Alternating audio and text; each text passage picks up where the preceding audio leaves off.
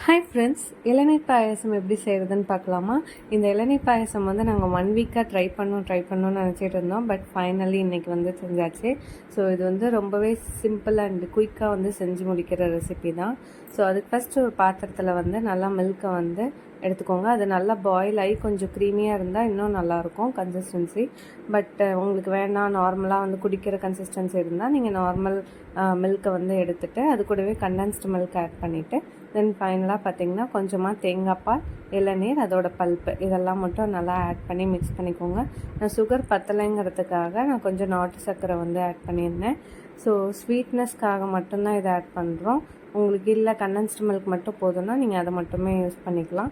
தென் ஃபைனலாக ice cubes போட்டு அதை குடிக்கிறப்போ பயங்கர ரெஃப்ரெஷிங்காக இருந்தது. நான் இதை வந்து இவ்வளோ டேஸ்ட் நல்லாயிருக்கும்னு எக்ஸ்பெக்ட் பண்ணவே இல்லை. இதை ஃபஸ்ட் டைம் நாங்கள் டேஸ்ட் பண்ணுறோம். ஸோ அது கூடவே வந்து நீங்கள் நட்ஸ் எல்லாம் கூட ஆட் பண்ணி குடிக்கிறப்போ இன்னுமே நல்லா டேஸ்ட் இருக்கும். ஸோ இதை மறக்காமல் ட்ரை பண்ணி பாருங்கள்.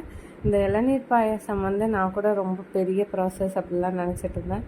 பட் ரொம்பவே சிம்பிள் அண்ட் ஈஸியாக செஞ்சிடலாம். டக்குன்னு கெஸ்ட்டு வரப்போ பார்த்திங்கன்னா நமக்கு ஒரே ஒரு இளநீர் இருந்தால் போதும், சீக்கிரமாக செஞ்சு முடிச்சிடலாம். சேமியா பாயாசம், ஜவ்வரிசி பாயாசம்லாம் அது ஊற வச்சு அது செய்கிறதுக்கே பார்த்திங்கன்னா கொஞ்சம் டைம் எடுக்கும். பட் வந்து இது வந்து டக்குன்னு செஞ்சு ஈஸியாக வந்து முடிச்சிடலாம். பாய், see you in another video.